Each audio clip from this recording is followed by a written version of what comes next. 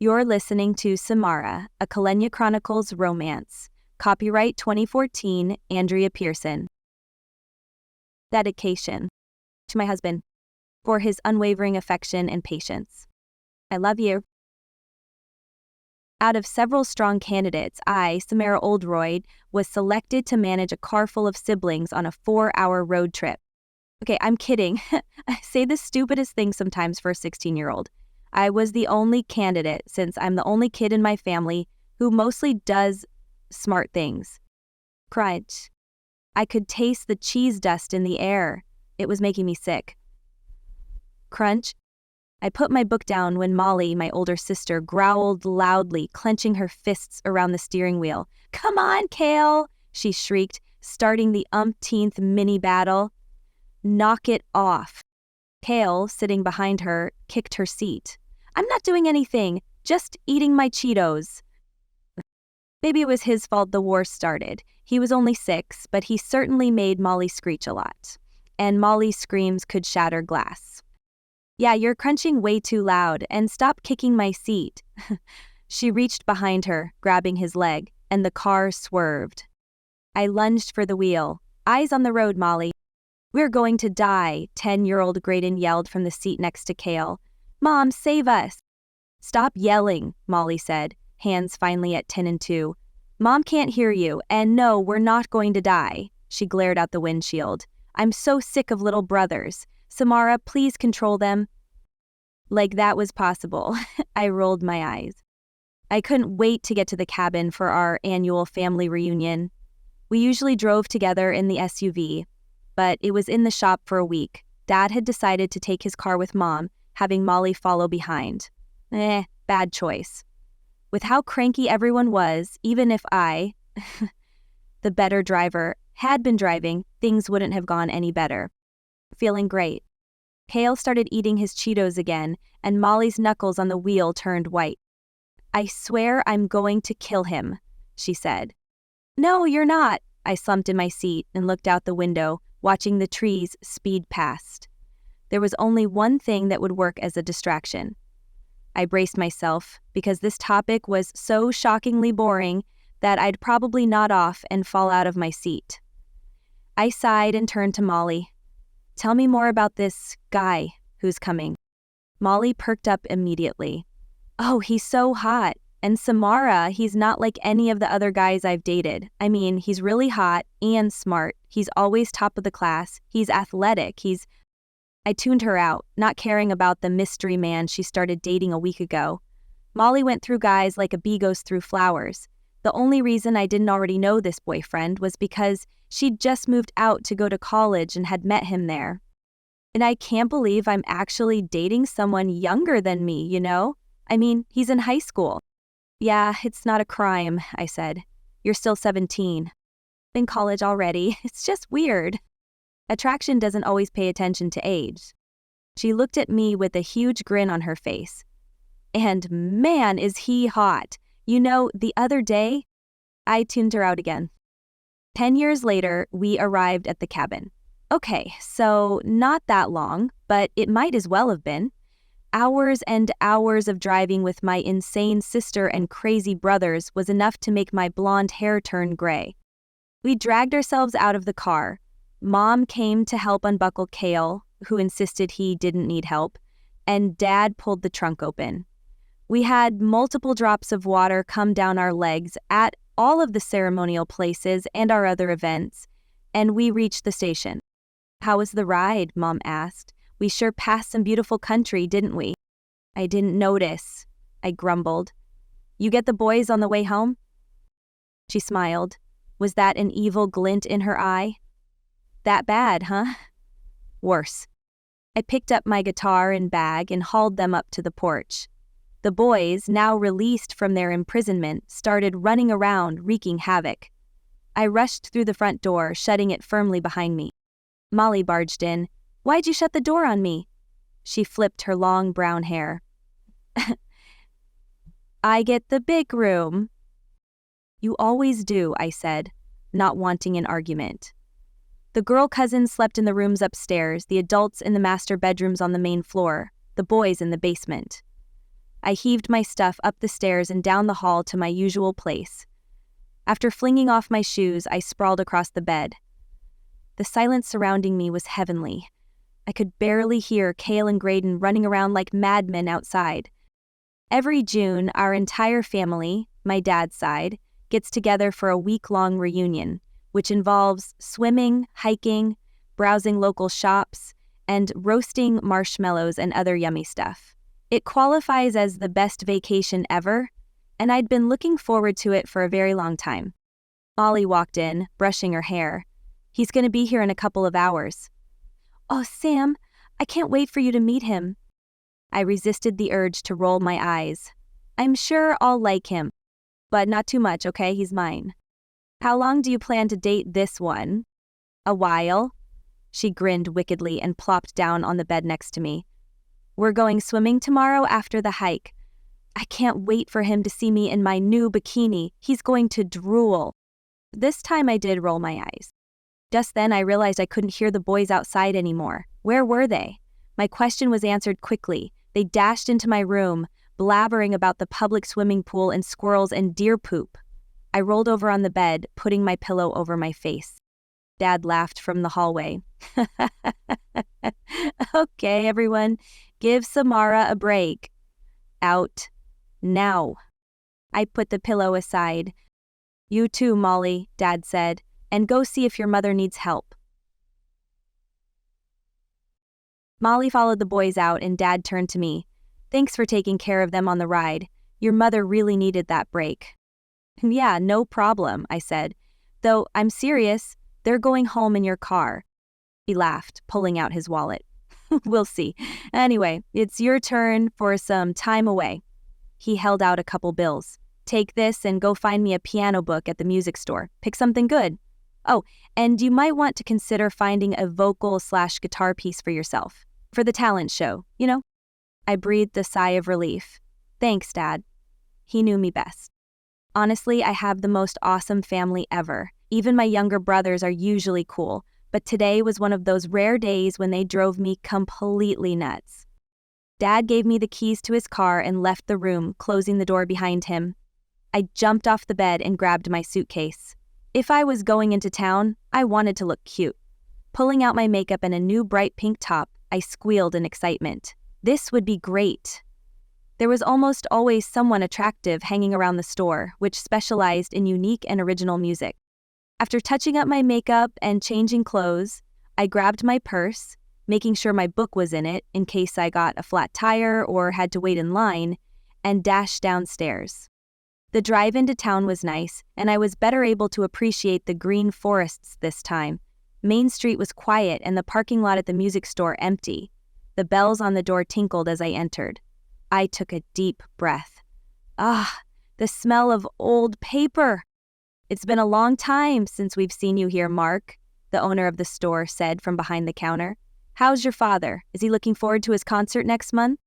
Definitely, he's always talking about his performances here. Dad had put on several live concerts in the store, both with local musicians and on his own. He was hilarious at the piano, so no one seemed to mind when there weren't guitarists or vocalists with him. Sometimes he was even better alone.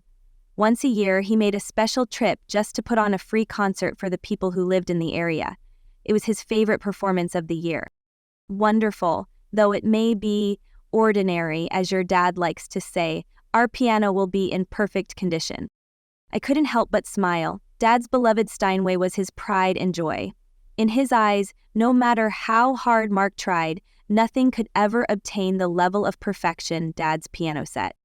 Oh, Mark continued, and maybe we'll get the opportunity to hear you as well? With such talented parents, I'm sure you're a musical genius just waiting to be discovered. A glint of light entered Mark's eyes, and I could imagine him stooping slightly, an evil grin on his face, rubbing his hands as if he were about to receive a large amount of money. I felt a blush cross my cheeks. Someday, I'm sure. I'd always wanted to be on stage, but I didn't have the courage to play alone and hadn't found anyone with a style similar enough to mine yet. I crossed to the piano section and browsed for a while before picking a John Schmidt book. Dad hadn't played something by him for a long time, and I was positive the audience would love his take on All of Me. I sifted through more music, finally making my way to the guitar area. The bells on the front door jangled, indicating someone had entered, but I was too absorbed to look up. I'd always loved music from the 80s and was going back and forth between Journey and Phil Collins. Why did this decision have to be so hard? And why didn't I bring enough money to buy both books? I felt his presence before he said anything. It was like a magnetic current, a pull to the side. I held my ground, keeping my eyes on the books. That's a hard choice. His voice had a gorgeous timbre. Which are you leaning toward? I glanced up and nearly dropped everything, including my jaw. The most beautiful set of gray-blue eyes gazed at me from a tan, somewhat freckled face. Totally adorable. A dimpled smile flashed. Even more adorable. But wait, I'd seen that smile before. Where? Sorry, did I scare you? I wasn't trying to. He looked at the books in my hands. Seriously, these are great choices. You must like the 80s. Just the music, I said a little too quickly. I mean, I'm not a fan of the hair, or the leg warmers, or the cheesy acting in a lot of the movies. I kept glancing back to him. Stop it, eyes. Control yourselves. Sheesh. He laughed. Are you looking for something in particular? I nodded. I need a song for a talent show this weekend. Do you have any suggestions? I felt an urge to keep him talking. Well, let's see what we've got here. He started browsing next to me. Michael Jackson? Nah. Madonna? I giggled. Yes, I actually did. I still can't believe it. No thanks. We didn't say anything again for a moment, and I vowed to keep my eyes on the books in front of me. I wasn't successful. I couldn't help peeking at him. He was so dang cute. His sandy blonde hair was perfectly messy and just the right length, only 3 inches long. He had broad shoulders and really nice, biceps. The right amount of muscle. My face flushed and I turned to look at the music behind us. He asked me about several more popular bands and I said no to all of them. Oh, what are you looking for? I groaned. You're going to laugh at me. And he did, before I'd even said anything. Rude. I almost whacked him, but he put his hands up in self-defense, a huge smile on his face. I'm not making fun of you. I'm just getting a kick at how embarrassed you are. Was he flirting with me? Did he think I was cute? Oh, I hope so. Okay, I want something tender and familiar, something heartfelt, and it has to be from the 80s. Tender, familiar, and heartfelt. Girls are all the same. I glared at him, and he chuckled. Kidding. He looked back at the music. Journey may be your only bet. I couldn't believe it. This totally amazing, cute, funny guy had walked in off the street, approached me, making the first move, and he was still talking to me. How'd I get so lucky today? Please, oh please ask me out. Yeah, I know, but everyone else is probably doing one of their songs. I picked up 2 pieces I was familiar with. How about Foreigner? Or the Bangles? Both excellent groups, it's up to you, of course. Here are a couple more to choose from. He handed me the sheet music for songs by Starship and Wilson Phillips. Oh, I love them. These are perfect. I looked at the 4 options in front of me, trying to decide. Actually, I was mostly wondering if there was any chance he'd ask for my number. I don't know which one to get. Why not all 4? I glanced at him. I didn't bring enough money. Are you sure? He pointed at a sign. They're on sale. My eyes must have lit up like a Christmas tree. Yay! I held the music to my chest, along with all the books I'd collected as we'd walked around the store, then turned to him. Maybe I should say something. How long have you been tinkering around on the guitar? He asked. For as long as I can. Tinkering. His eyes glinted mischievously, showing he was teasing. Thank goodness. He'd been about to get a fat lip from my right hook. I'm completely serious about playing. My parents bought me a little guitar when I was 4, and I've played it ever since. I sing, too. I've taken years of lessons for both. What are your plans with these mad skills? I hesitated, looking down. Well, yeah. Like what? He's brought my eyes back up to his. I think he must have sensed my hesitation because he didn't press me or tease me this time. I looked around the store, making sure no one was listening before answering him in a whisper.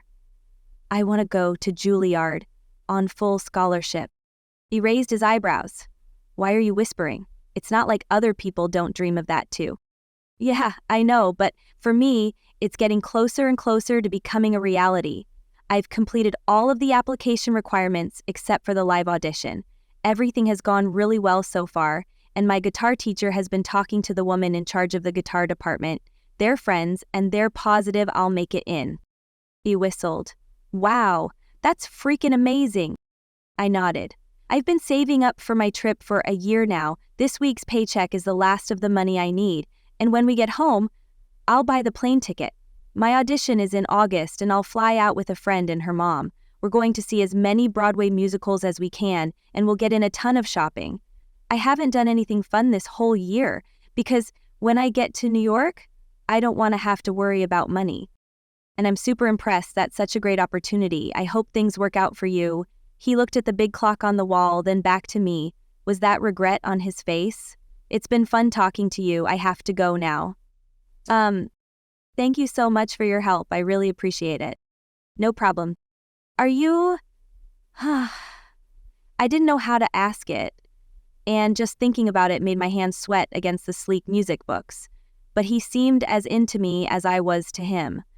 I blurted it before I could figure out what I even wanted to say, nearly stumbling against him in the process. Would you want to get together and help me learn the songs?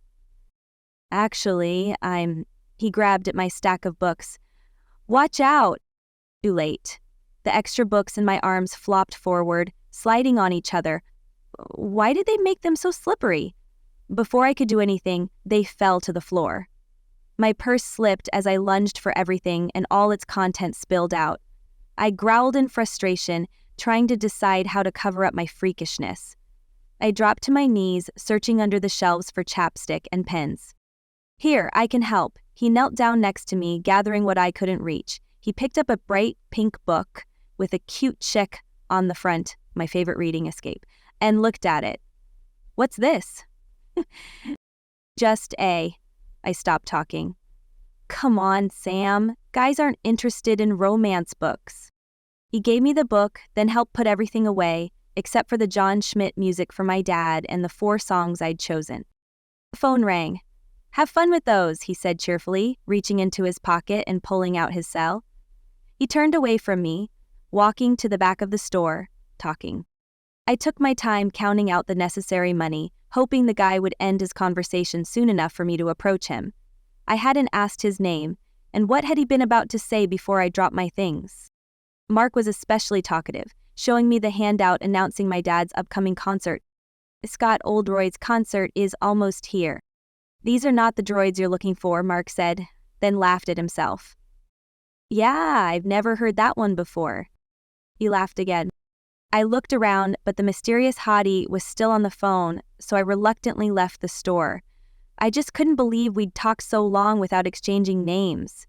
I'd wasted too much time discussing music in my dreams and didn't even get to the basics, like where he was from and if he was single, and why his smile was so familiar.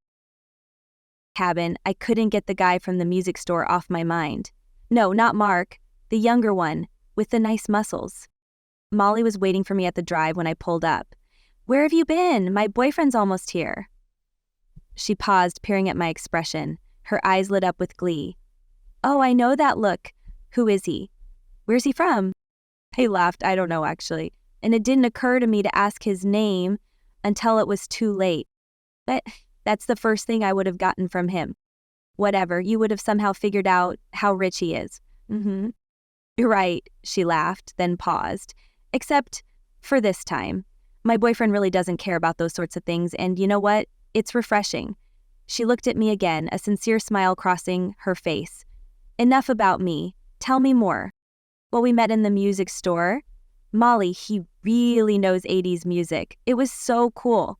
And he helped me pick out stuff to play for the talent show. Oh, sweet. Do you think you'll see him again? I hope so, but I'm not sure. We need to figure out who he is. Let's head back into town when my boyfriend gets here. He can help us We'll go to every store until we find the guy. Hey, I'll even do your hair all cute. Really? Oh, Molly, you're so awesome. We raced upstairs to my room and she pulled my hair from its usual ponytail, doused the locks with water, and then, using a blow dryer and some spray, teased the natural curls into place. We laughed, talking about our previous crushes. Molly redid my makeup and chose some cute jeans and earrings to go with my new top. We heard the doorbell ring downstairs, and her face lit up. That's gotta be him, she turned to me. How do I look? She wore a dark red top that nicely accented her brown eyes and hair. Stunning! She flipped her hair over one shoulder, as usual. She practically danced down the stairs and I heard her say, "Matt, baby." I changed into the pants and earrings she'd picked, wanting to give her space with her boyfriend. A moment later, she called up the stairs. "Samara, come meet Matt." I put a smile on my face, only willing to go through the next annoying, gushy, oozy, "I love you so much, baby" moment because I knew Molly wanted me to. And she was going to help me find the guy from the music store. Descending the stairs, I half smiled as I heard Molly enthusiastically tell Matt about the hottie her sister had met and how Matt was going to help us find him. I walked into the living room and froze. My face burned the brightest red possible. I could feel everything in my entire body burning from embarrassment, even my feet. Molly's boyfriend was the guy from the music store. The guy I'd just been gushing to Molly about. The guy Molly and her boyfriend were going to help me find. Please, someone throw a blanket over my head now. I glanced around the room, trying to find a place to hide. The room was empty, except for Graydon. Come on, Samara, stop acting so weird. Are you going to leave Matt hanging? I realized Matt had his hand extended. He looked shocked, too, his smile fake and his face bright red. Not as red as mine, though, I'd bet. I resisted the urge to wipe the sweat off my palm, reaching instead to shake his hand. It was sweaty, like mine. Did he notice? I couldn't believe this was Molly's boyfriend. How was it possible? And how was I going to make it through the next 2 days? Sam, this is Matt. He plays guitar too. You guys are doing a duet at the talent show. I've already decided. She turned to Matt. Please? Stay the whole week? He laughed. You know I have to work, Molly. Well, maybe you could call your boss or something. Come on, Matt. He smiled into her eyes and I looked away, not wanting to see his admiration for her. Okay, I will. Yay! Molly jumped up and down. The expression on her face was utter elation, and she asked again if we'd play together at the talent show. I couldn't bring myself to turn her down. She squealed, then grabbed Matt's hand. All right, she said. Let's go find Sam's man. My face flushed even more, though I hadn't thought it could possibly get darker, and Matt actually laughed. I glared at him. If I'm staying all week, I'm sure we'll have plenty of time to find this guy. He winked at me. I almost hit him. How on earth was I going to get through the entire vacation with him hanging around, teasing me like that? Misery. Agony. He'd end up on the side of the road in a bag really fast, if he wasn't careful. Killing Matt. On the other hand, death for me would have been acceptable. Either that, or abduction by aliens. Sitting in that car with the two of them was cruel and unusual punishment. I resolved then and there never to speak or look at Matt again. I finally found out the reason Matt looked so familiar. He was the captain of the football team at my high school. Curse my inability to follow sports. Curse my decision to ignore the popular crowd. I only knew 2 cheerleaders and a couple of players on the basketball and football teams because they'd been in the same classes with me. If I'd paid attention, I would have known Matt already, or at least known of him. Molly even pointed this out. She'd been so delighted when she found out I hadn't known who he was. Purses. I pouted in the back seat. Matt was seriously enjoying this game of Find Sam's hot guy, and Molly, clueless as she was about the situation, was having a lot of fun. Tell us again how hot this guy is, Matt said. Did he have perfectly disheveled hair, clear, piercing eyes, the best biceps, abs, and pecs you've ever seen? I blushed, remembering how I'd admired his arms earlier. You know, the more I think about him, the less amazing he is. Whatever, Molly said. You couldn't stop talking about him for like half an hour. I groaned. Way to go, Molly. Really? Matt asked. What did she say? Well, that he was attractive, of course. Then she went on and on about how funny he was, and that there seemed to be a connection between. Okay, I said. I'm ready to go back and give up on this. So soon? Molly asked. It's only been an hour. Don't care, I'm hungry. And grouchy. And wanting to be back with my family. Kale and Graydon might be annoying, but at least they weren't cruel. Molly turned her car around and we headed to the cabin. I couldn't help the tears that threatened to spill over. Why hadn't I kept my mouth shut when Molly first asked? But there wasn't any way I could have known the guy in the store was my sister's boyfriend. We pulled up in front of the cabin and I flung myself from the car and dashed through the front door and up to my room. Mom called out that dinner would be ready in an hour, much later than usual. She was probably holding things off until more relatives came. I paced the floor, unable to cry now, even though I wanted to and was alone. Stupid situation. Things couldn't have gone any worse or been more embarrassing. Finally, I calmed down enough to pull out my guitar. Time to move on. Time to forget Matt forever. After all, the crush had only lasted a couple of hours. I sat on the floor, leaning up against my bed, and sang my little heart out. Thank goodness for the extra thick log walls. No one would hear me.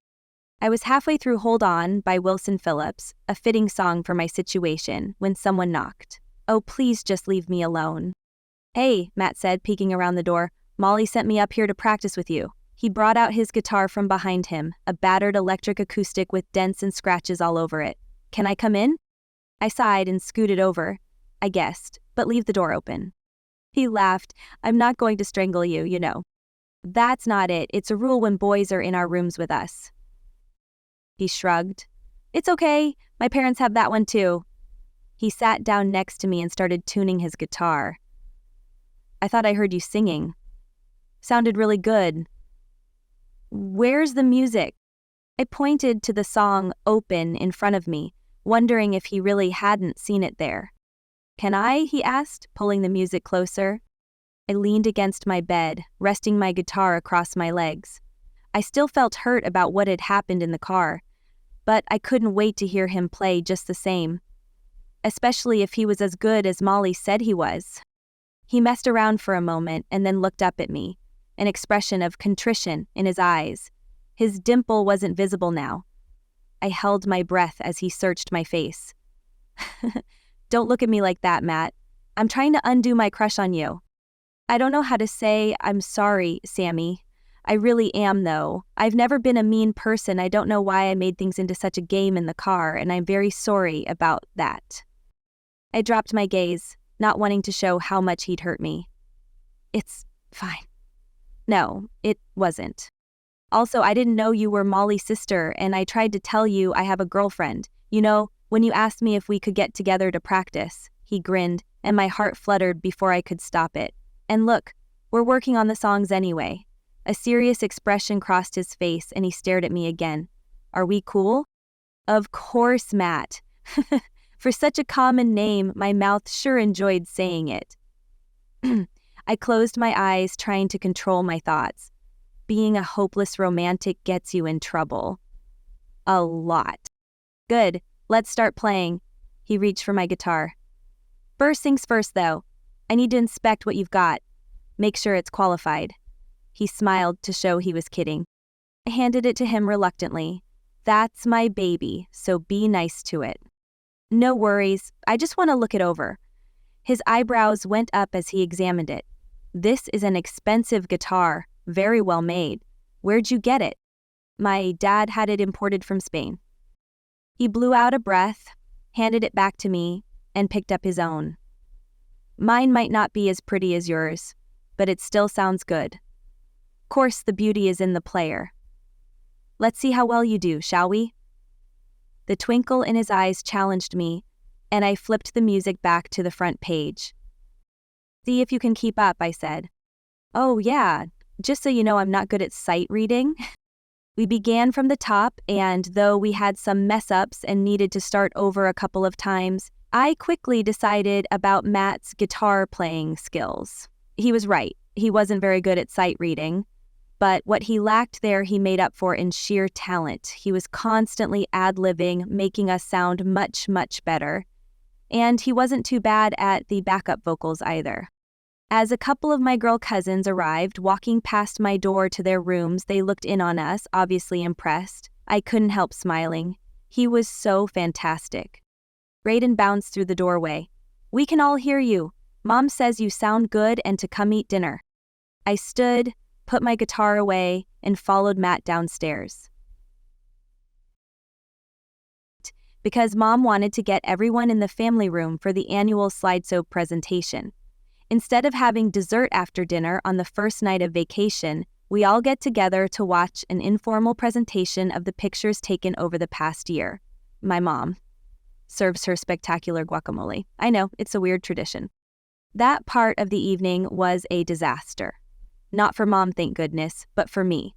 We'd only been seated for a few minutes, Mom passing around trays of her delicious dip and a few bags of chips, when I couldn't resist opening my mouth and making myself look like an idiot. Everyone was talking to Matt while watching the show, complimenting him on his guitar skills, asking him about football, making Molly tell the story of how they met. I didn't know why, since I didn't like him anymore, but I kept trying to get his attention in the stupidest, most dumb ways. It's not like I was doing it on purpose, because I wasn't. I just wanted to add something intelligent to the conversation. I started a new journal today. It's cooler than anyone else's because it has fireworks stickers all over it. I felt my cheeks redden when I realized what I just admitted. I still messed around with stickers. Okay, so what if it's true? Who cares anyway? Yeah, Samara's journals always have tons of stickers on them, Molly said. She turned back to Matt. Tell them about when Coach asked you to be captain. Well, I had done really well my sophomore year, and I tried not to listen too closely, lest I become mesmerized by his voice, and scooped more guacamole on my plate. Yummy, yummy guacamole. When I was little, I used to think this stuff was Ninja Turtle food. Matt laughed, and I felt myself beam under his smile. Everyone else just stared, Molly glaring because I'd interrupted her boyfriend. He finished telling his story, and Mom asked him about his parents, what his dad did, his mom, and practically everyone else in his world. I forced myself to stop listening. I wouldn't fall under his spell again. But then he started talking about a trip to the zoo that had my family laughing, so I had to catch up to know what was so funny. Then, when we got to the camel exhibit, Amberly asked why all of them were pregnant on their backs. Everyone laughed. I wanted them to laugh at something I said too, so I blurted out, I was so hungry tonight. The camel inside of me wanted to eat a year's worth of food so I wouldn't starve to death during the winter. I paused. Only. Camels don't do that. I blushed. Matt glanced at me, somewhat confused, probably wondering what I was talking about. Then he smiled and turned to Molly again. Mom and Dad looked at me like there was something wrong. Idiot. From then on, I kept my mouth shut. It hadn't been my most graceful moment, that's for sure. I finally turned to Graydon and Kale, who sat to the left of me, and started talking to them instead. Kale still had food all over his face. I handed him a napkin. Clean off your chops, Buster, or I'll wash you in the toilet. Ew, that's gross. Graydon laughed hysterically at the look on Kale's face. I rounded on him. And then I'll do Graydon, too. That stopped Graydon's laughs. No way, Sam. I'll run into Molly's room and flip the water all over, and tell her you told me to do it. Oh, but that would just get us both in trouble, I said, laughing. Duh, that's the point. Okay, you win. He grinned happily and leaned against me on the couch.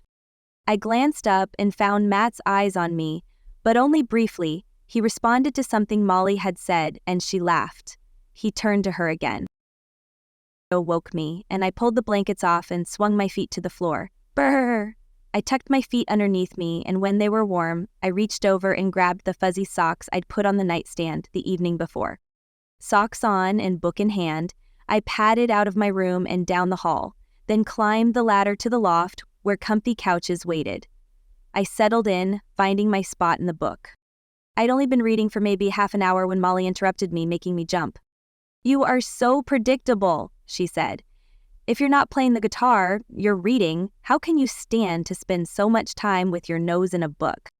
Or someone with such good grades, not to mention the fact that you graduated from high school early. You sure aren't smart about reading. She laughed, sitting next to me. Yeah, we all know reading is only for people who have nothing better to do, such as find hot boyfriends. You have to admit, Matt is dang good looking. I went back to reading, pretending not to hear her. So what do you think? Closing my eyes, I leaned back against the couch, waiting a moment before answering. About? Of course I knew what. I wasn't that dense. I just didn't want to make it obvious. He seems cool. Cool girl, he's captain of the football team, as you keep saying. Plus, he's way hot, you must have noticed. I shrugged and then nodded, holding the book back up. She'd figure out sooner or later that I thought Matt was attractive.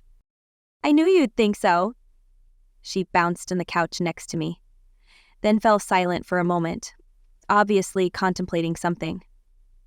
Finally, she bent closer, lowering her voice. Listen, we're going hiking soon. Then after that, swimming at the pool. I nodded. I'd heard already from Graydon the night before. Do you remember that totally hot lifeguard who was here last year? Yeah, where was she going with this? I groaned inwardly. I could guess. Do you think you could get his number? I mean, for you, of course, but also for me? I want to make sure I have a backup plan in case things don't work out between Matt and me. I put my book down and stared at her. Molly, how can you say that? He's a great guy. Don't do this. Don't cheat on him. Oh, I'm not going to. Of course not. He's different from the others. I haven't even been tempted to look at anyone else. You've only been dating for a week, and asking me to get the lifeguard's number is looking at someone else. I sighed.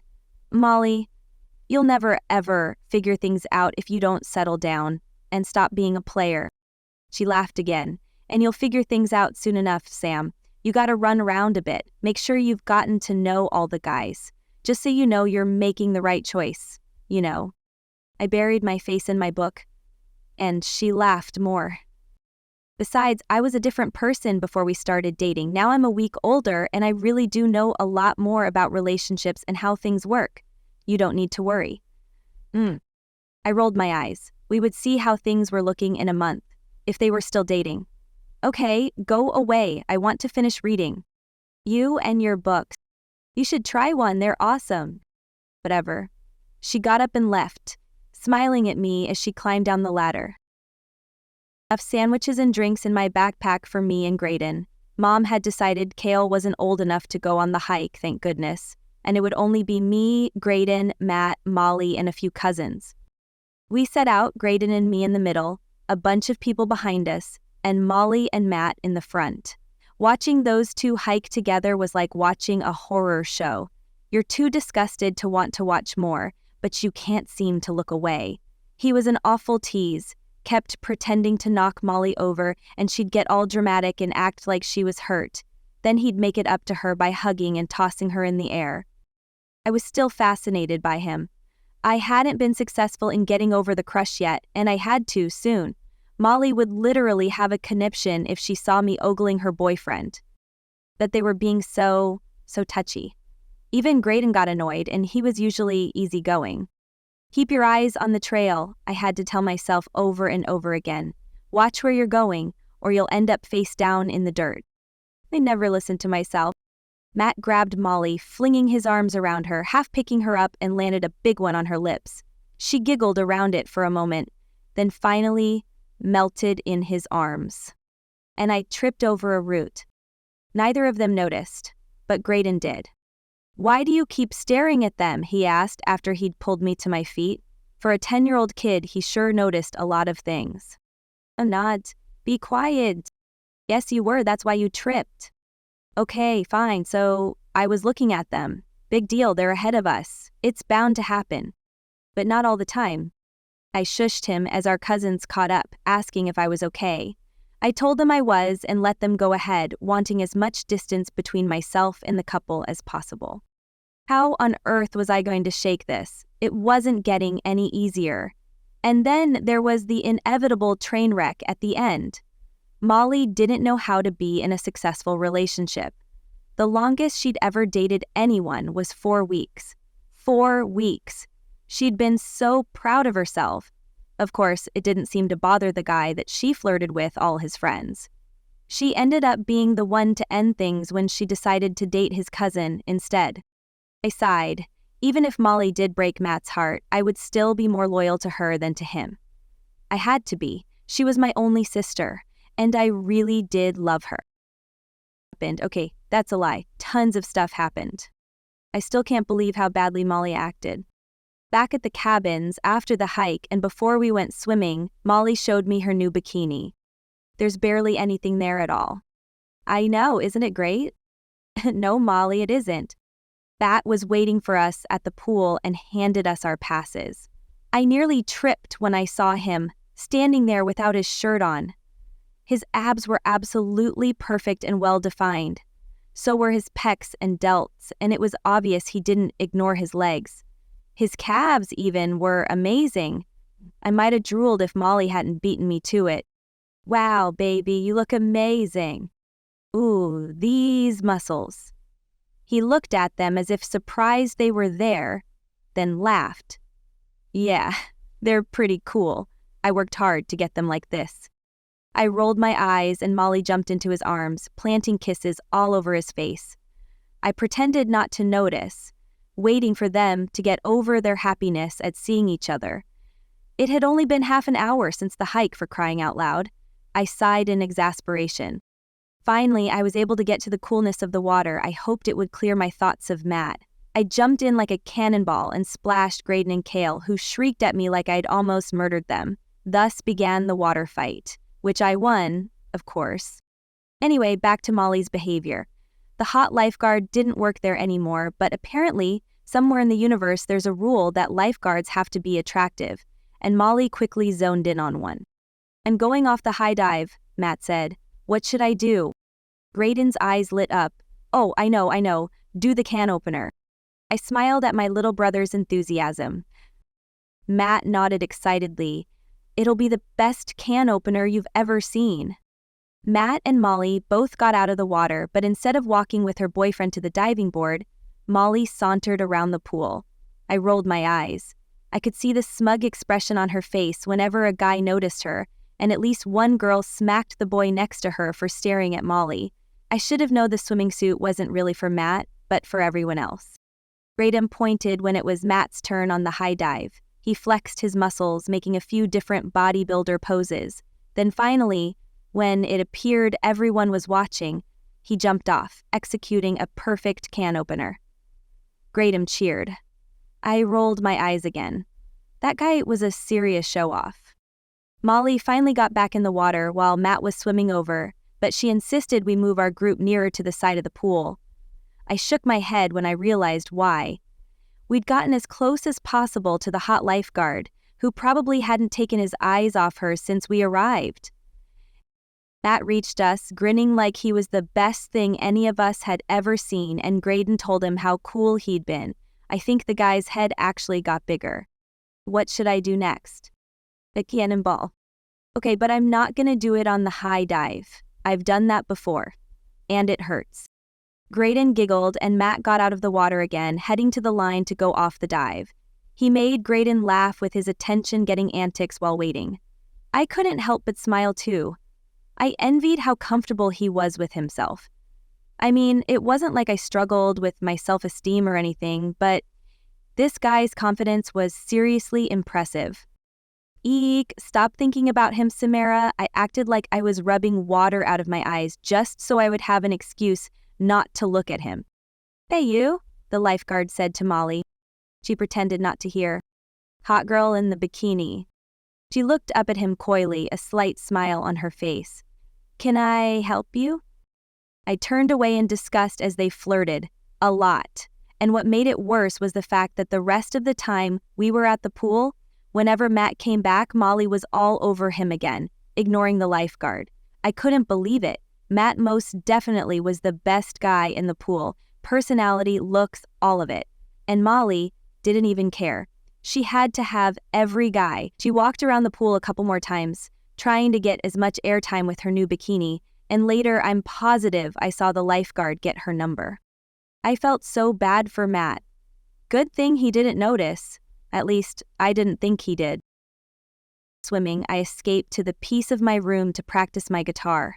It was really hard work not to think about what Molly was most likely going to do to Matt. I wanted to help him see what she really was like, so he wouldn't be hurt when he found out for himself. But how?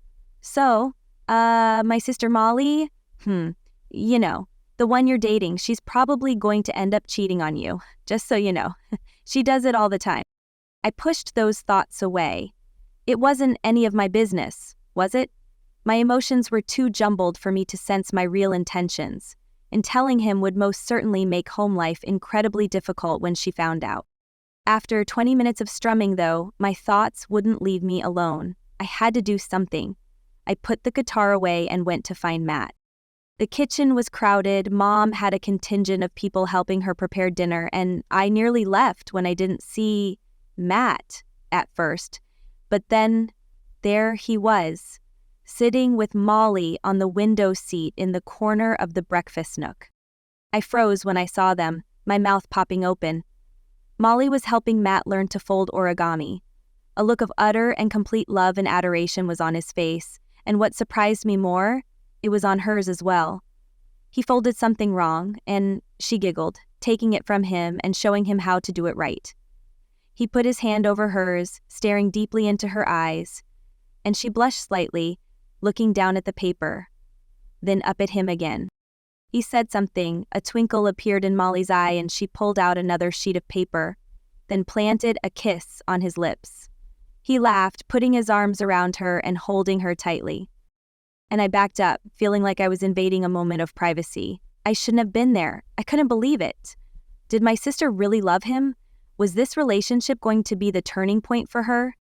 I fled to my room, trying to calm myself down. Man, I must have really liked him if seeing something like that truly bothered me. Molly asked. It looks like he can. I waved at her to be quiet, unwilling to lose, yet again. We'd been playing night games in the trees around the cabin for the past hour. Hide and seek was the current game, and Matt had won the last 3 rounds. He froze as he took a silent step closer, peering through the underbrush, spots of moonlight flickering across him. He was so close I could almost reach out and touch him. Suddenly he jumped to the side and there was a brief scuffle. Then Graydon called out in disappointment. Molly and I looked at each other surprised. I hadn't even known Graydon was there, he'd been so quiet. Matt shushed him. Help me find your sisters, he whispered.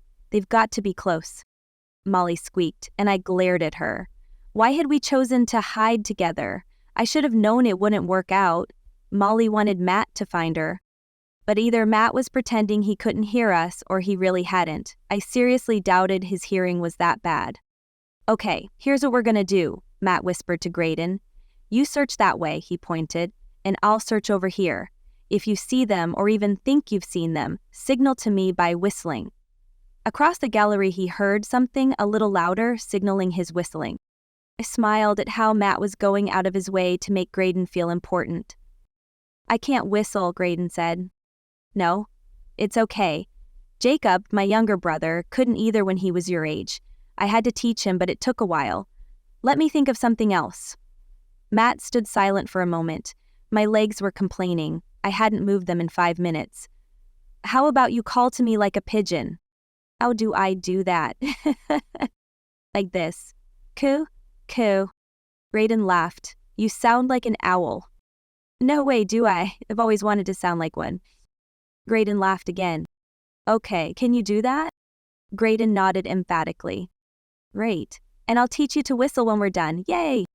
Matt put his finger to his lips and motioned for Graydon to start searching in his assigned area. Graydon went to the left of us, the side I was on, and Matt to the right. Molly looked at me, an evil glint in her eyes. Let's jump up and scare them, she mouthed. I nodded. That would be fun. We readied ourselves, waiting as the boys got closer. Then, when they were only a couple of feet away, we sprang out of the bushes, screaming. Matt lunged for Molly, grabbed her and flung her over his shoulder, yelling and laughing. Graydon tried to do the same, but as he jumped for me, His foot landed wrong and he fell backward, using his arm to stop himself. He cried out in pain. "What's wrong?" Matt called, putting Molly down. "Hey, fell," I said, pushing through the bushes to get to my brother. Graydon was inspecting his arm when I reached his side. "My arm is bleeding." "Not good," Matt said. "I'm coming."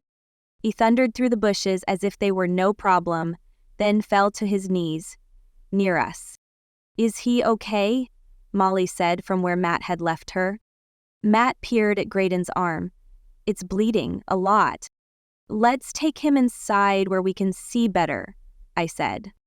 Matt nodded, picked Graydon up, and started running toward the cabin with Molly and me trailing. "Game's over," I yelled to the cousins, still hiding. "Graydon got hurt." We surprised my mom and aunt by bursting into the kitchen. Matt laid Graydon on the counter and Mom jumped up to see what was going on. "Graydon, what happened?" "I'm fine, Mom. I fell." I smiled at my brother's attempt at bravery. Mom shrieked when she saw her son's cut-up arm. Matt turned to her. "I know what to do. I'm going to need some things to clean him up." She nodded and ran around, getting the stuff as Matt listed it. Mom produced hot water and towels. Everything else was in a first aid kit kept near the kitchen door. Molly and I looked at each other, worried. "How bad is it?" I asked. Matt shook his head. He'd started cleaning Graydon's arm and was concentrating. Blood was pooling on the counter under my brother and his arm looked like a mess of torn skin and twigs. Mom was crying on the phone to Dad, asking him to hurry home, and Molly made a sound like she was going to throw up. She fled the room. "I'll help," I said. "I'm first aid certified." Matt would need assistance, especially since the nearest hospital was an hour and a half away at least. Graydon was bleeding too badly to wait that long. In the hot water. "Keep them coming. I need to clean up this arm." We worked quickly. Soon we had the rocks and dirt cleaned out of Graydon's wound, and Matt and I inspected the damage. It didn't look as bad as I'd thought it had earlier. The wound was gross, of course, but not something that would kill Graydon. "He's going to need stitches," Matt said. "I'll do the best I can, but we have to get him to a doctor as soon as possible." I cleaned the wound with hydrogen peroxide. Then Matt started supergluing the ragged edges together. He finished by putting several butterfly bandages over the cut as an extra precaution to keep things sealed. By that time, Dad had returned from playing pool at the nearby clubhouse. Matt helped carry Graydon to the car and volunteered to go. I followed, hoping to help more, glad the messiest part had been taken care of already. "No," Dad said. "We need you two to stay here and keep things under control. How about you start a fire and roast marshmallows? Then get everyone to bed. We probably won't be back until well after midnight." Mom and Dad pulled away and Matt and I were alone. He put his hand on my shoulder. "Thanks for your help," he said. "I couldn't have done it without you." I looked at him, nearly getting lost in his eyes. I couldn't find my voice, so I just nodded. Dragging my eyes from his, I kept reminding myself of my decision not to have a crush on him. He walked inside, then out back to the fire pit, and I followed. Matt lit the fire while everyone else gathered supplies: hot dogs, makings for s'mores, drinks, napkins, and roasting sticks. I hovered around Matt, still wanting to help wherever I could. Molly finally joined us, her makeup perfect again. Then she insisted that Matt and I get our guitars. We looked at each other. Neither of us was in the mood to play, but did anyway. She had us sit on either side of her. Matt didn't know any good campfire songs, but once I got started, he was able to join in, making things sound more complete. After several rounds of requests, I finally decided it was my turn to pick a song, and I chose one of the first I'd learned, "Dust in the Wind." Everyone was quiet for a while. That song usually settles people down. By the end of the song, the coals were hot enough and we pulled out the roasting sticks. I was busy assisting one of my little cousins when I noticed Kale ask Matt for help. I smiled, watching the two of them, and something akin to affection swelled in my chest. Matt was such a good guy, and he might have saved my brother's life. I know that sounds dramatic, but with the hospital being so far away, the chances of bleeding to death were a lot higher. I would have only thought to clean and apply pressure, not use superglue. Matt played some silly marshmallow eating game with Kale, making him laugh hysterically. Then he helped Kale load his stick up and showed him exactly where in the fire to put it so the marshmallows would cook, but not catch fire. Him helping Kale was the neatest thing I'd ever seen. "Matt," Molly said, her tone more whiny than usual. "Come on, Kale's fine on his own, help me with mine." I rolled my eyes and thought I saw Matt do the same. Any normal girl would have loved to see her boyfriend treat her little brother like that. But Molly wasn't normal. She disliked anything that took attention from herself. With a sigh, Matt turned to Molly instead. Matt wanted to stay up and wait for Graydon to come home. I thought that was really sweet. Molly figured it would be an excellent chance to make out, but she quickly learned Matt wasn't in the mood. He invited me to wait up with them. She fell asleep soon after we'd settled on the couches in the living room, and Matt and I were basically alone. Molly's head was on a pillow in Matt's lap, and he stroked her hair, watching her. "He sure is pretty," he said. Then he grinned. "And she knows it." I nodded. I didn't want to talk about how attractive my sister was. She talked about it enough. "Where'd you learn all that medical stuff?" I asked. "Scouting." I raised my eyebrows in surprise. "Really?" "Yeah, I'm an Eagle Scout." "That's impressive." He waved me off and smiled. "Not as impressive as you sticking around instead of running off to puke." I laughed quietly. Yeah, Molly has a really weak stomach. So did I at one point, but it went away when I took my first aid classes. He'd called me impressive. He nodded. We sat in silence. I texted Mom, asking how Graydon was. She replied immediately. They were almost back. When Dad pulled up the drive, Matt gently moved Molly to the side and he and I ran out to meet them. We helped them get Graydon out of the car, then we all went inside. Dad carried Graydon to his room while the rest of us waited in the living room where Molly was just waking up. "Is he okay?" Molly asked, rubbing her eyes. Mom nodded. "The doctor said he'll be fine." Molly breathed a sigh of relief. "Oh, good." Dad came up from downstairs. "Graydon just needs rest now." He ran his hand through his hair, then put his arms around Mom. He got 12 stitches, a blood transfusion, and a few shots to prevent infection. He nodded at Matt. "Thank you so much for your quick thinking." Matt blushed and looked at his feet. "Cute," he motioned to me. "She helped a lot." Dad smiled. "I'm not surprised. Samara's always been one to keep her head." He sighed. "All right, let's get some rest." On another hike. This time our parents accompanied us, so Molly and Matt weren't nearly as mushy as last time. Graydon stayed home with my aunt watching movies. When we got back, I sat on my floor and messed around on my guitar. I had only been playing for maybe 10 minutes when Matt knocked and asked if he could join me. "I guess so," I said, "though I think we're ready. It's only a family talent show." "Yeah, but there's nothing wrong with being extra prepared." He sat next to me on the floor and we played through Hold On a few times. Having him near me was intoxicating, and it wasn't just the physical attraction, though that was strong. I had to work hard not to reach out and touch his shoulder or arm. His personality, the way he treated my brothers, the way he acted toward my parents, all of it. He was so incredible. I realized then and there that I was in serious trouble. No, this couldn't be happening. I wasn't supposed to be crushing on him anymore. What happened to self-discipline? What happened to being able to control my emotions? If Matt hadn't been with me, I would have grumbled really loudly or screamed into my pillow or something. Thank goodness he didn't seem to notice my turmoil. He was pretty clueless about my situation, which was both a blessing and a bit disappointing. My attempts to move on had been useless. Futile. What was I to do now? And suddenly it occurred to me why I'd been unsuccessful at getting over him.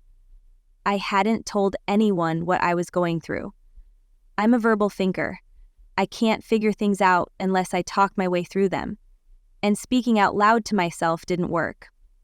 I'd never not discussed a problem I was going through with someone. Usually I'd told Mom or Molly or sometimes even Dad. But my parents had been too busy since we'd gotten here. And Molly would freak out if she found out. I puzzled over things, thought through my dilemma, and frustrated myself for the rest of the day. Kale and Graydon tried to get me to talk during dinner, but I just wasn't into the conversations. After we finished eating, I grabbed my book and went outside to be alone. I found my way to the nature trails that wound their way through the bushes near the cabin and sat on a secluded bench and started reading. My mind kept drifting though, and after 30 minutes of trying to force myself to concentrate, I finally gave up and put my book down. I really needed to find someone to talk to or else I'd never get any peace. Then it hit me. Matt was the cause of my problems, and I'd never fully explained myself to him. My weird behavior, having a crush on him before knowing who he really was. The crazy thought occurred to me that I'd never fix the problems in my heart and mind unless I told him what was going on. I had to confront him.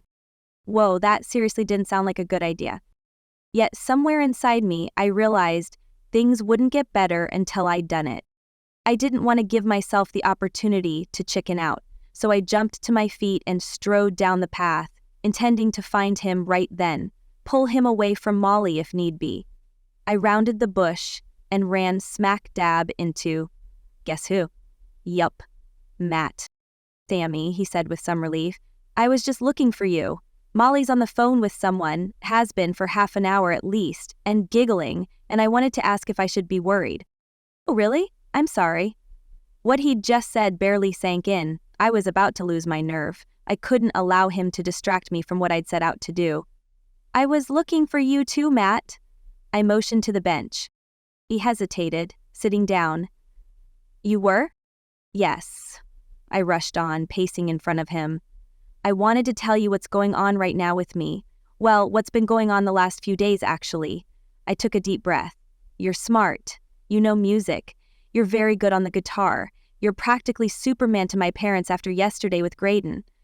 Also, yes, you have to know it already. You're pretty hot. His mouth popped open. I didn't care. I kept going. And I'm telling you all this so you know why I'm going to ignore you. I have to, for my own sanity. I'm moving on, Matt. I'll no longer be under your spell. He tried to keep a straight face, but a chuckle broke through. Spell? I didn't care if I looked and sounded like an idiot. This felt so good, and it was such a relief to get it out in the open. I kept going. Furthermore, Matt, I'm not going to think about you at all anymore. Not even when we're playing guitar together. Even when you're talking to me and I'm talking back, I won't be thinking about you. How are you going to do that? I sat next to him. I don't know, but I'm going to completely remove you from my consciousness and even my subconsciousness. This time he really did laugh. Subconsciousness? Is that even a word? Of course it is. I just said it, didn't I? I sensed a flush burning across my face. No matter. I felt better already. He laughed even harder. But what about the talent show? He choked out, wiping his eyes. How will we play if you're not thinking about me? We won't be able to stay together. Yeah, but... I stopped talking when I heard voices coming toward us. Dang it. No way on earth was I about to get caught alone and practically in the bushes with my sister's boyfriend. Hide, I hissed at Matt. Why? I jumped up and burrowed into the shrubbery behind the bench as fast and as far as I could. I groaned when Matt joined me. Not here. Somewhere else. Shh, he hissed. They're coming. We were at least 10 feet into the growth. Was it far enough? You sure they can't see you? Positive, he whispered. The footsteps got louder. Oh, honey, I know, my mom said. It's been a long, hard week. Samara's had a difficult week, too, my dad said. I felt my stomach twist. My parents were about to have a discussion about me. Great. To my horror, they stopped near the bench where we'd just been sitting. I think she's got a crush on Matt, Dad said. I put my face in my hands. And I've been wondering the same thing, Mom said. Every time I see her, she's stealing glances at him. Poor girl. I looked up in shock. No more? No more. Please, oh, please just leave. He is an excellent young man. She couldn't do much better. But he's dating Molly, and we all know how possessive that girl is. Mom sighed. What can we do to help Sam get over him? I hate it when my children get hurt. Oh, she's a tough girl. She's not going to get upset over this. She'll move on quickly enough. I nodded to myself. Let Matt hear that. I'd be over him in a split second. But what about last time? Dad shrugged. There's always that. Matt looked at me, a quizzical expression on his face. I ignored him, trying to keep my eyes on my parents. Please, please don't say anything more. Someone must have heard my pleas because Dad turned to the bench. He said, "Look, she left her book here." He picked it up. Silly girl, she must be around here somewhere. Dad sat down and motioned to the spot next to him. "Shall we?" I groaned the longest silent groan ever. My dad's voice had just taken on his "I'm about to woo my wife" tone. Mom giggled. "Scott, she might be back any second now." Even better, the risk of being found out always makes things more exciting. "No," Mom protested, but it was weak. She hesitated, my dad's hand stretching to her, inviting her, and then she caved. One moment she was standing several feet from him, the next she was in his arms and they were kissing. I looked at Matt, his eyes were open so wide I was afraid the lids wouldn't keep his eyeballs inside anymore. He glanced at me, blushing. "Sorry," I mouthed to him. I'd like to say they left soon, but they didn't. In the meantime, Matt and I were trying to get comfortable without them hearing us shifting the branches around us. When it became obvious that my parents were in their own world and probably wouldn't notice much, Matt turned to me. "I can see where Molly gets it from," he whispered. I cringed when an extra loud and juicy smooching sound came from in front of us. "Yeah, it runs in the family." He raised his eyebrows and then an evil grin crossed his face. "So you're like that too?" Oh, geez, that's not what I'd been implying. I hesitated for a moment, then decided not to answer. He probably sensed my reluctance. "Okay, so you were in love with me, then changed your mind today, huh?" Another smile played around the corners of his lips. I stared at his mouth for a moment before answering. I couldn't help wondering what it would be like to kiss him, curse my parents for sitting there, making out on the bench 10 feet away. "Yeah." Another loud smack of lips from my parents. He chuckled and I glanced up. He looked into my eyes. "I'm sorry things have been difficult for you." I had no idea. A troubled expression crossed his face. "What?" I asked. "I think you didn't hear what I said earlier. She's on the phone with someone. She was giggling a lot. It sounded like she was flirting." "Let's not discuss that right now," I whispered. I needed to ask Molly what was going on before I said anything to Matt. I hated the pain in his eyes, though, and especially hated the fact that it was being caused by my sister. "I'll figure out who she's been talking to. In the meantime, don't worry about it. 'Kay?" He nodded and his features relaxed. He glanced at my parents, they were being extra noisy, and dropped his eyes. Then he looked back at me. "Sammy, you're one of the best people I've met, and one of the best singers. Can't wait for tomorrow night." "Ah, yes, the talent show. We're still doing Hold On?" "Sure, why not? It's the one we've practiced the most." Suddenly, everything was quiet on the bench. I looked. "They're gone," I whispered. "Oh, good. I don't think my legs could take any more crouching." We crawled out of the bushes, both of us groaning from being cramped up for so long. Matt got to his feet first, then helped me. We should have waited for the blood to go back into our legs a moment longer. I lost my balance, slammed into him, and he threw his arms forward, encircling me, in an effort to keep his balance. Unfortunately, the force of my tumble was too strong, and we both fell into the bushes again. "Hello?" Mom called from around the corner. "Who's there?" Crap. Dang it, curses.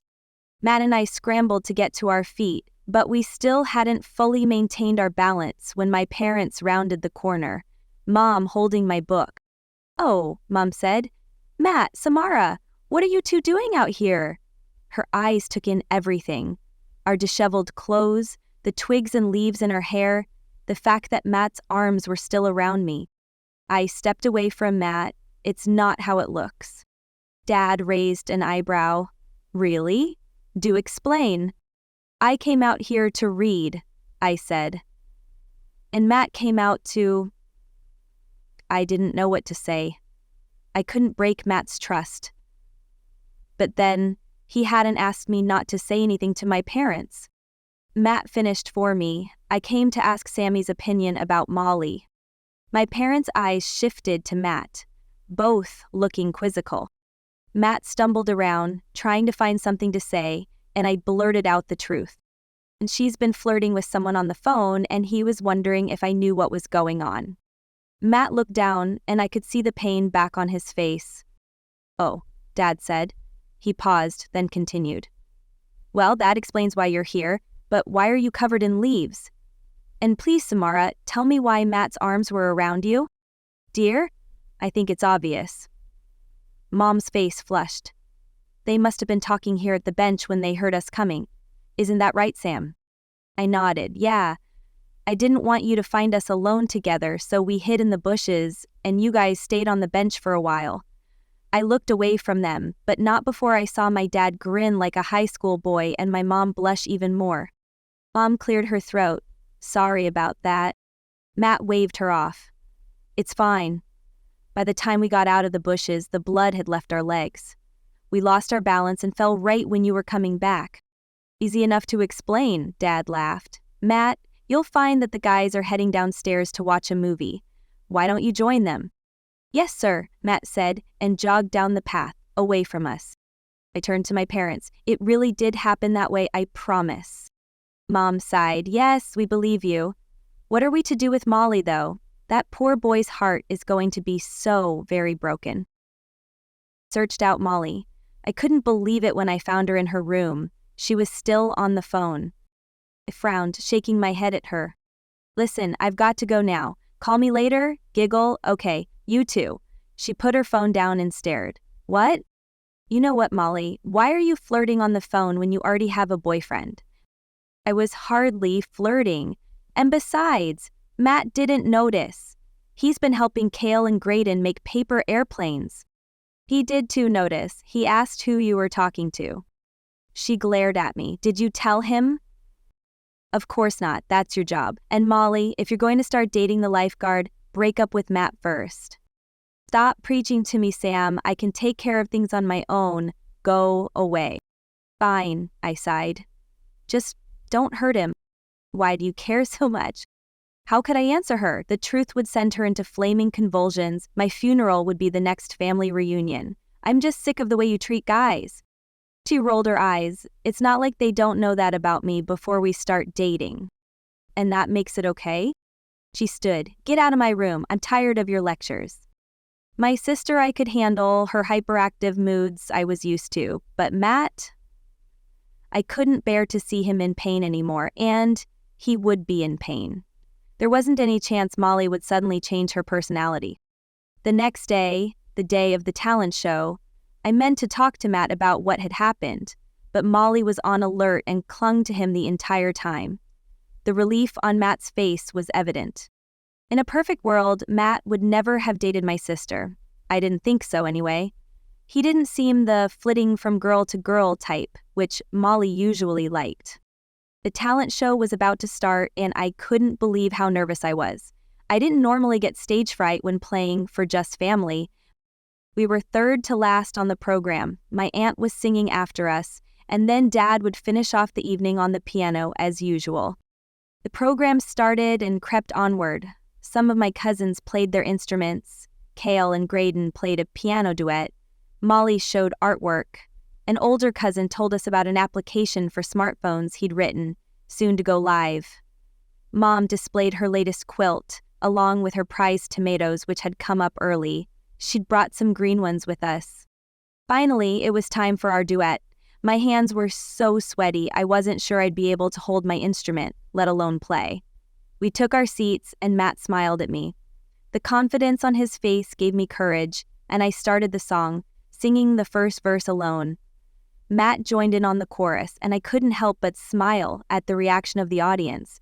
They were laughing, cheering, and the expressions on their faces showed pure delight. He'd been holding back in practice. He really shone.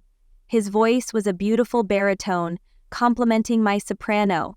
Our voices blended perfectly, the guitars sounded like one, and I saw tears on my mom's smiling face. I'd found my duet.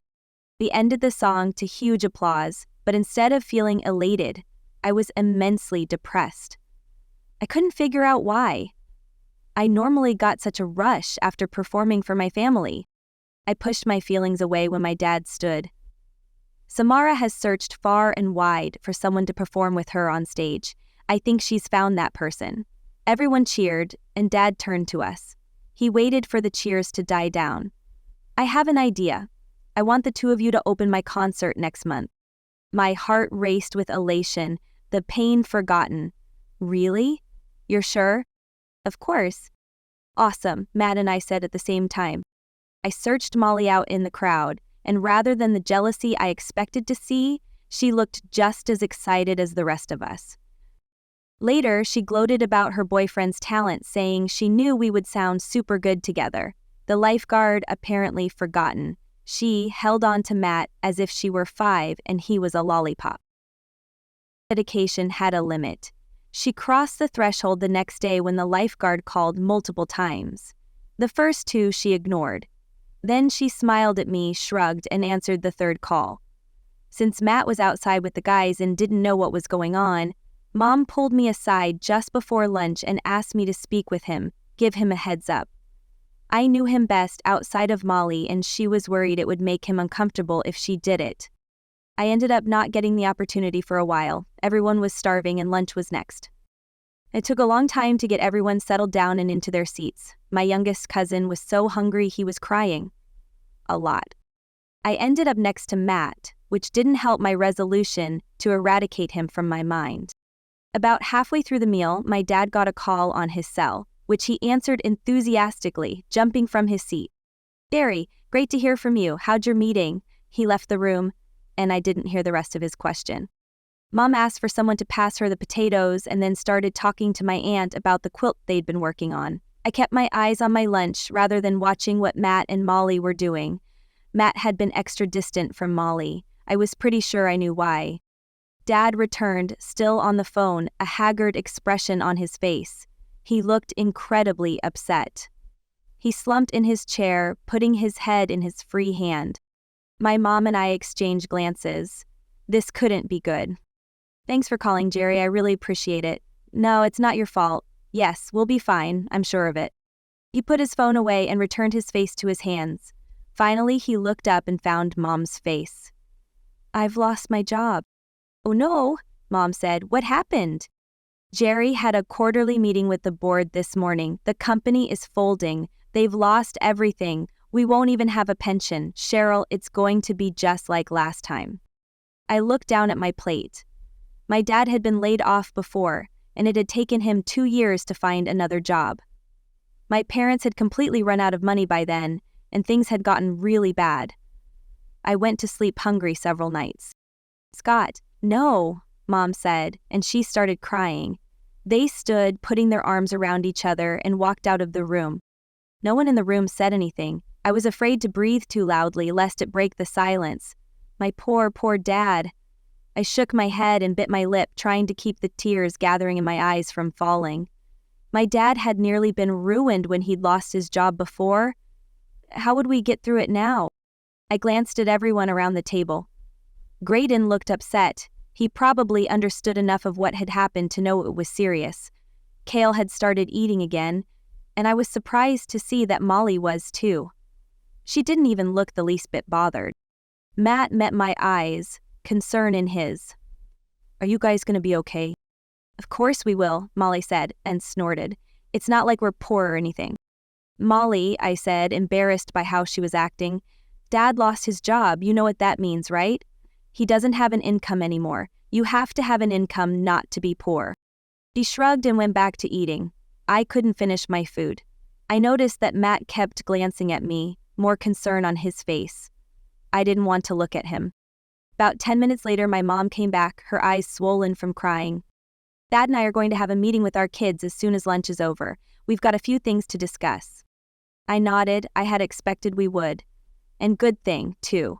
Being on the same page was essential. I had to come to the meeting after Molly insisted she needed his support. I groaned to myself. This wasn't something he should have to attend. How awkward for him. Mom opened. "Now that Dad has lost his job, we're going to have to make changes in a few areas of our lives." Dad stood, putting his arm around her.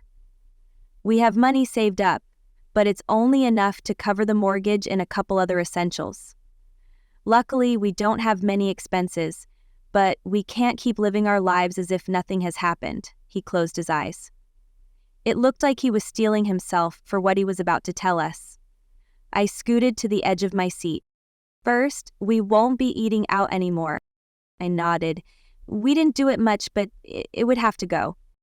Second, after this month's contract is up, we're canceling everyone's cell phones except mine and your mom's. I agreed with this too. Mom needed a phone, and I was sure she'd let us kids borrow it if we were out with friends. Dad had to have his so he could keep in touch with business contacts, which hopefully would help him find work. But then I heard a sharp what come from Molly. Had she not been paying attention? Dad looked at her. If you want a phone, you'll have to pay for it yourself. But the family plan is so much cheaper. That's true. Still, it'll save us almost $100 a month if you and Sam don't have phones. But that's not fair. Have to be able to talk to Cheech Matt. I rolled my eyes. Come on, Molly. You can't expect things to be the same. She glared at me, slouching in the sofa. Next, no more vacations and no more money to any of you for gas or new clothes. If Molly's reaction to the phone information had been strong, her reaction to not being able to buy more clothes was borderline hysteria. And I'm not joking. She jumped from the couch. You can't do that. Half of my clothes are last season. I can't be expected to wear things that aren't in style anymore. This is insane, Dad, and completely not fair. I can't believe you'd let yourself get fired. Matt stared at Molly as if he didn't know who she was, and Dad looked at her like she'd just slapped him. The pain and disappointment written on his face nearly brought me to tears. He didn't say anything for several moments, while Molly glared him down. Molly, he whispered, you're not the only one who will have to sacrifice. She scowled. Oh? And what are you giving up? Matt looked at me incredulously like he couldn't believe his ears.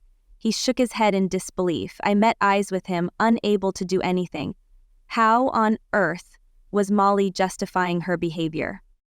Molly, sit down, Dad said. Don't tell me what to do. Dad closed his eyes. I'll tell you the sacrifices your mom and I will be making.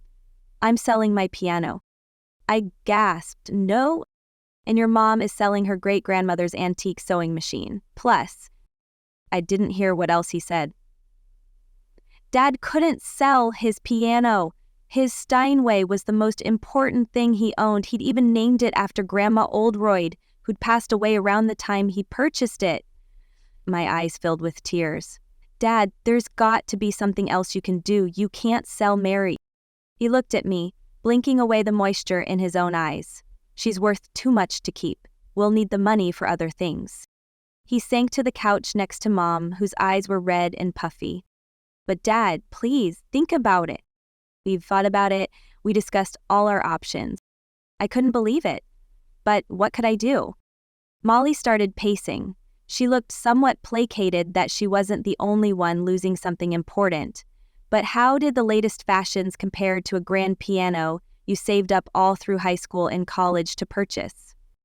Also, Dad said to her, we can't help you pay for your apartment anymore. Either you'll have to find a job, or you'll live at home and drive into town for school. She glared at him. That's fine. Just do everything you can to make my life miserable. Anger flashed across Dad's face. Molly, we've spoiled you way too much. It's time you grew up. You're in college.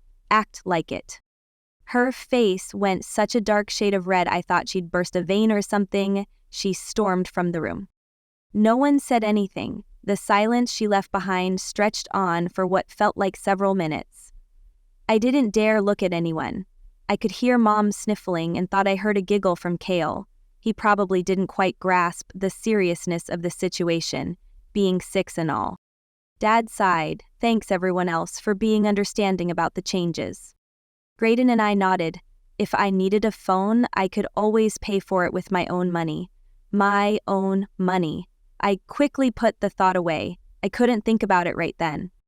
After Mom collected hugs from everyone, I withdrew to the privacy of my room and sat on the floor, my back against my bed. I closed my eyes, thinking through the situation my parents had just found themselves in. Wow. Dad lost his job. I shook my head. I just couldn't comprehend it. I heard a soft knock on my door and Matt cracked it open. Is it okay if I come in? I nodded. He had his guitar with him, Laying it across my bed, he sat next to me. I'm really sorry about all that's happened. He looked really troubled. Sure gives me a lot to think about. He sighed and then glanced at me. Want to practice? You know, for the concert next month? Wah. I took a deep breath, trying to control my emotions. Yes, that would help. Grabbing my guitar case, I lifted the lid and then groaned. One of my strings had broken. Great, just great. Matt looked inside the case. The store in town sells strings, doesn't it? Yes. Let's go. I'll drive and I'll pay for it too. I looked up at him, feeling emotions rush through me. Oh, Matt, you don't have to do that. I can get another string when we get back home. He put his hand on my arm, causing tingles to flow through me. I want to. Come on. Besides, it'll do you good to get out. He got to his feet, helped me up, and we headed downstairs. Where are you going? Dad asked as we passed through the living room. I've got a broken string. I held out my guitar for him to see. He laughed quietly. When it rains, it pours. The ride into town was mostly silent. We both tried to make small talk, but I didn't feel like saying anything, and it seemed Matt was unwilling to force me. I stared out the window, my feelings still close to the surface. My dad was selling his piano, his beloved Mary. There had to be something I could do. I closed my eyes, realizing I knew there was. I just had to prepare myself to consider that option, to be fully ready to make the sacrifice. Matt and I browsed while Mark changed my string. I was glad he knew how to do it because I hated doing it on my own. When Mark finished and after Matt had paid, with me thanking him profusely, we got back in his truck and headed toward the cabin. Matt took a deep breath. It's pretty awful, your dad losing his job. Yeah, it really is, I said. He got laid off a few years ago and that was hard. I hope it won't be so bad this time. It sounds like things will be tight for a while. We'll manage, it'll be good for us. He glanced at me. You think so? You saw how Molly acted. She's had almost everything she's ever wanted nearly her whole life. I don't want my brothers to grow up like that. They need to learn to sacrifice. It'll help them have compassion in the future. He didn't answer for a minute. For someone as young as you sure have a great outlook on life. I laughed. Matt, we're the same age. I know. Still, you're very mature. Such a huge difference from Molly. He looked away from me slightly, enough to where I couldn't see his expression. He cleared his throat. Well, at least you've already got all the money saved up for your Juilliard trip. That's a relief. I've been thinking about that, actually, I said, and then paused, getting my emotions under control. Finally, I took a breath. I'm not going to use it. How can I, after what my dad said today? He can't sell Mary. I'm giving them every dime that was going toward my trip. It won't be enough to cover what he'd make from selling his Steinway, but it'll help. Matt swerved to the side of the road, making me gasp. He killed the engine and turned toward me. Are you serious? How can you do that? Get it back. I'm only 16. I can keep saving up my money, and in another year, I'll be able to apply again. But Sammy, this is your dream, your future you're talking about. Giving it up like this? For some piano? I put my hand on his arm to calm him down. It's fine, Matt. And my dad's piano isn't just some piano. It would be like me getting rid of my guitar, times 10. It cost him several $1,000s. He saved up for it all through high school and college, plus a few years after he and Mom got married. Him giving up Mary is much, much worse than me giving up Juilliard. I promise. Insane, absolutely insane. He made eye contact with me.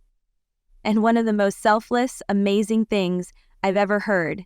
Sammy, I've been wondering over the past couple of days if... He turned to look forward, putting his hands on the wheel. His knuckles turned white. I'm drawn to you. I can't hide that anymore.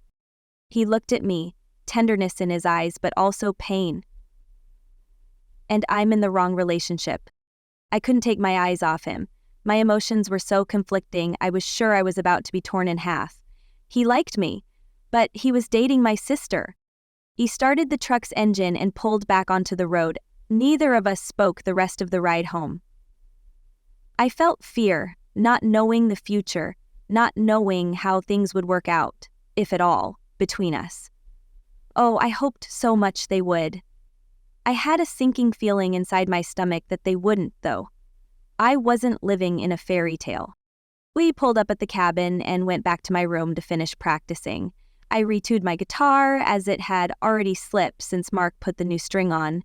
Mom called up the stairs that we'd be leaving for home first thing in the morning, cutting the vacation short by a couple of days. Dad told us we needed to play at least 4 songs in the concert, and I was glad Matt had encouraged me to buy that many.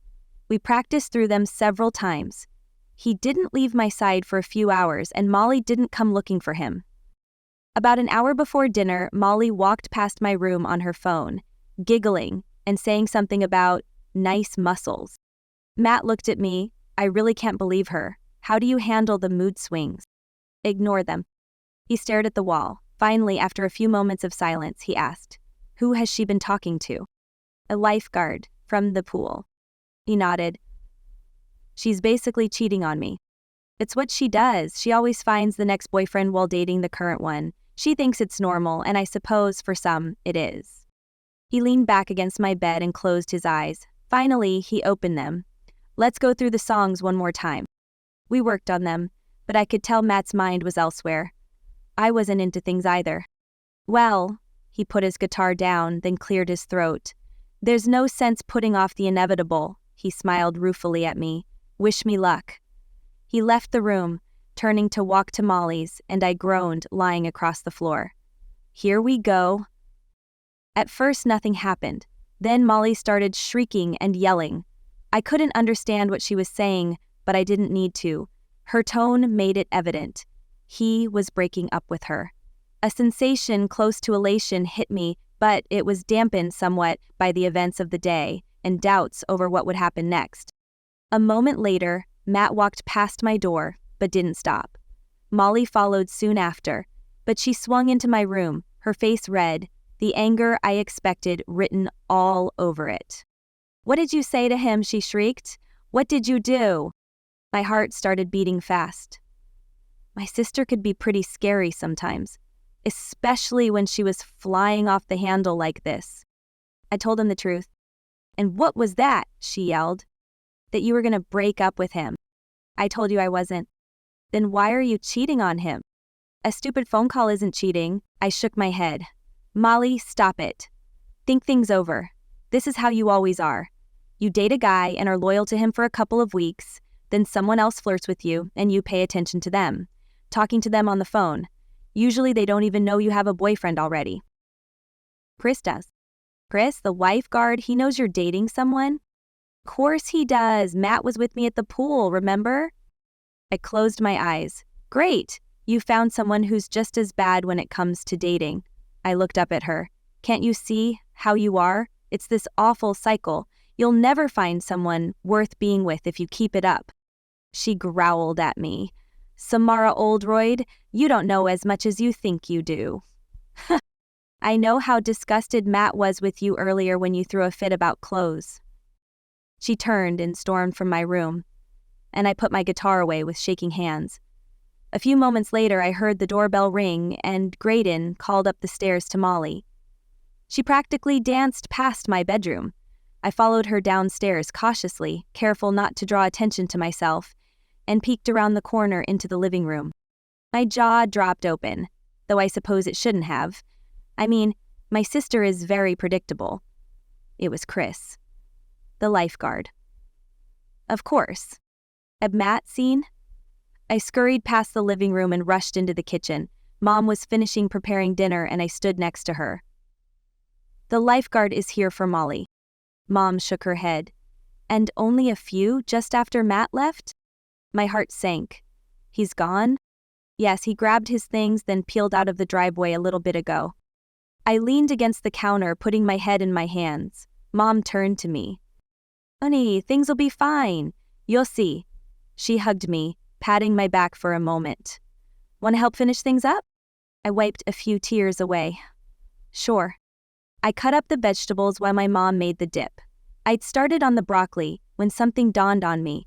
Matt had just broken up with my sister. What if he let that influence his decision to play in the concert? What if he was worried about seeing Molly again? I covered my face with the nearby kitchen towel. "What's wrong?" Mom asked. "I don't think Matt will show up to the concert next month." "Oh, he'll come." She smiled at me. He was pretty excited about it. I know, but that was before he broke up with Molly. If I were him, the last person I'd want to see is her. She sighed. It's time for you to learn to play on your own anyway. I shook my head. You know I can't do that. She shrugged. Your dad has already promised Mark you'll be opening. We have to change it. If you aren't ready, we won't force you to do it. But dear, at least work toward it, okay? I promised I would. Nearly as eventful as the trip to the cabin. Molly went back and forth between being sullen about Matt and elated over Chris. I successfully tuned her out this time, finished reading my book, then stared out the window, mulling over the events of the past few days. By the time we pulled up the drive, I'd convinced myself that everything that had happened, meeting Matt, him falling for me, the few touches we'd shared, wasn't as wonderful as it seemed. Things on vacation are much rosier than they are in real life, right? Slowly and painfully, every day I half expected to see Matt, and every day I was disappointed. My depression about things with Dad, Juilliard, and Matt got worse. So bad to where I felt like I was an emotionless void, draining the vitality from everyone around me. Giving my parents the money had been easy, and I felt wonderful after, but it was still hard to drop my dream, even if only for a little while. The night of the concert finally arrived, much to my dismay, and I'd agreed to open for Dad. I'd barely practiced at all. I put it off nearly every day, hoping to hear from Matt, hoping he'd want to practice and prepare with me. He never called, and I only had the guts to phone him once. He wasn't home and never returned the call. I approached the stage, full of butterflies and bad anticipation.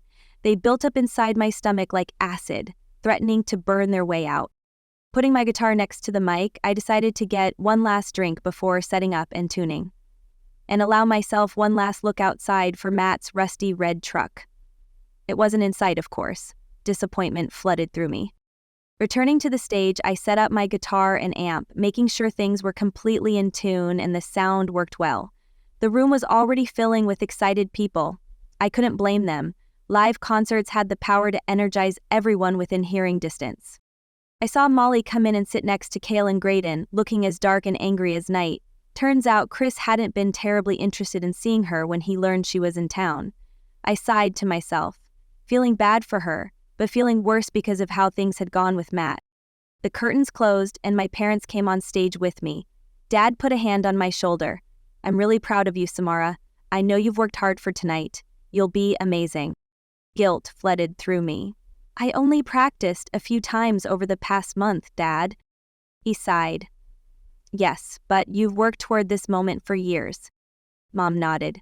You're realizing all your goals. Well, almost all of them. Her eyes filled with tears. I promise we'll make things up to you. We'll get you out to New York as soon as your dad has another job. I nodded, then knitted my eyebrows, looking at the floor. Mom hugged me. Sam, we promise we'll help you. We'll figure things out. I pulled away. It's not that. I was hoping Matt would come, I rushed on. I mean, I know it's a long drive and I haven't heard from him in forever, but Dad hesitated. He might show up still, you know? I shook my head. I didn't want to expect that to happen. Besides, if he was coming, he'd be here already. I left my guitar in its stand ready to go and walked off stage with my parents. Mark, the store owner, opened the curtain and grabbed the mic. We've got such a wonderful treat for you tonight. Samara Oldroyd is opening for her father. This is her first time on stage. He faced me, clapping his hands. Let's give her a great big welcome. I took my time walking out. I knew I was being ridiculous, but I wanted to give Matt all the time in the world to show up. He didn't. A lump stuck in my throat, and I realized how stupid I'd been over the past month. I hadn't even changed the songs. I only practiced my part. Even though it still sounded good, it wouldn't be as wonderful as if he'd been up there with me, or if I'd redone them to fit a solo. How dumb of me to put everything into the hope that he would come, and with not even one peep from him to give me that ridiculous expectation. Life is never like the movies. I swallowed the lump and took the mic from Mark, thanking him. Nervousness, disappointment, and a bunch of negative emotions I couldn't name made it difficult to concentrate. I put the mic in its stand and sat, picking up my guitar. I hesitated for a moment, searching the crowd for familiar faces. Mom and Dad beamed up at me, showing their encouragement. Mom mouthed something at me, probably "I love you," and I smiled in response. Taking several deep breaths, I finally pulled the mic close. "Thank you. I've been looking forward to tonight for a long time, years practically." I paused, took a deep breath, and went on. I just needed to develop the courage to sing on my own. I smiled at the solemn faces in front of me. "Okay, Sam, they're getting bored already. Time to start. The first piece I'll perform for you is Hold On by Wilson Phillips. It's a favorite of mine from the 80s. Many of you will know it. In fact, all 4 songs I'll sing are from that era." A few people cheered. That made me feel a little better. I strummed the intro to Hold On, glad I'd practiced it a few times without Matt. It sounded hollow without him backing me up, though. My voice shook when I started. I'd nearly finished the first verse when I noticed someone at the back of the store pushing through the crowd, trying to reach the stage. I stopped singing, my right hand over the strings, my left holding a chord still. Could it be? Matt's voice called over the sounds of people muttering. The audience chuckled at the pun, turning to see who'd spoken, and a huge smile crossed my face. Matt, he'd come. The people parted, giving him room to get to the front. He ran forward and jumped up on the makeshift stage, a smile on his face. "I'm really sorry, Sammy. For the past month, I got sidetracked by something nowhere near as important as tonight's concert with you." My face was frozen, my hands hadn't moved. "You're here." Mark brought out another chair, and Matt sat and hooked up his guitar. He grabbed the mic. "Sorry, people, I got a little stuck in traffic." I barely recognized the confusion on everyone's face. There hadn't been any traffic coming into town, and they had no idea who this guy was. I couldn't stop staring at Matt. He was actually there. If I blinked, would he disappear? He continued. "Oh, and I'm Matt Clark, the rest of Sammy's group." He turned to me and smiled. "Ready? We're gonna do this." Yeah." We started Hold On from the top. My voice didn't shake this time, singing the first verse alone. And when Matt joined in on the chorus, the audience cheered. He sounded so good. I felt the pain in my heart dissipate as we sang together, and instead of tears of sadness, I nearly started crying tears of joy. And when we sang the chorus for the second time, Matt turned to me, gazing into my eyes, singing to me. I felt his sincerity pouring through the words, completely warming my soul. We finished to immense applause. I smiled at Matt, blushing as he searched my face, his eyes hungry. "I knew it was wrong to date Molly when I first met you, Sammy," he said, while everyone was still clapping. I knitted my eyebrows. "You did?" He nodded. My breath caught in my throat. He took the mic and introduced the next song, One by Foreigner. He started the piece, again looking at me instead of the audience. I felt shy suddenly and dropped my gaze, joining in where I was supposed to. My chest started swelling, a feeling somewhat like euphoria hitting me. Had he truly fallen for me? Was that possible? More immense applause when we ended. And again, Matt whispered to me. I could barely hear him over the sounds of the people. He spoke quickly. "If only I'd found you first, Sammy, things would have been so very different. And like I said, I felt something for you since we first met." He rushed on. "Getting to know you only made me fall for you more. You're genuine, you're good-hearted, you're the most compassionate person I've ever known. And when you talked to me last month telling me you were going to erase me from your mind, I laughed, but Sammy, I couldn't believe what I was hearing. You had fallen for me too, but I was dating Molly. I didn't want to hurt her." We looked into each other's eyes, my heart fluttering. He handed me the mic. "We're gonna sing again," I said into it, barely able to concentrate on what I was saying. "It's a song by the Bracelets. I mean, the Bangles. Another 80s one, because music from then is really good." Matt smiled at me, and I felt myself blushing again. I couldn't believe what he'd just told me. People cheered as we sang the chorus together, over and over again, me hitting the high note at the end perfectly. Once again, Matt talked to me while the audience was cheering. I want to rush into anything. I wanted to be sure what I was feeling was genuine. After a full month of being away, making sure I really was over Molly, I knew. And Sammy? It was agonizing. I had to force myself not to call you too soon, not to think about you. I wasn't successful. He laughed. I can't believe we've been in the same high school for this long and I never knew you. I laughed too. It was even funnier that I'd never heard of him being captain of the football team and everything. We introduced the last song together. Matt's guitar solo was amazing. The cheers cascaded over me like a thundering waterfall. The elation I felt at that moment was more than anything I'd ever experienced before. The last chords faded away, barely heard over the roar of the crowd, probably amplified by my feelings.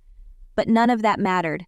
Mark rushed on stage with us, pulled away our guitars, and dragged us to our feet. We bowed a few times. Then I felt Matt take my hand. I turned to him, looking up at him curiously. The sounds of the people around us disappeared. Matt reached for me, grabbed my other hand, and pulled me to him, his eyes full of tenderness. Samara Oldroyd, I love you. It was the first time he'd ever said my name. Samara.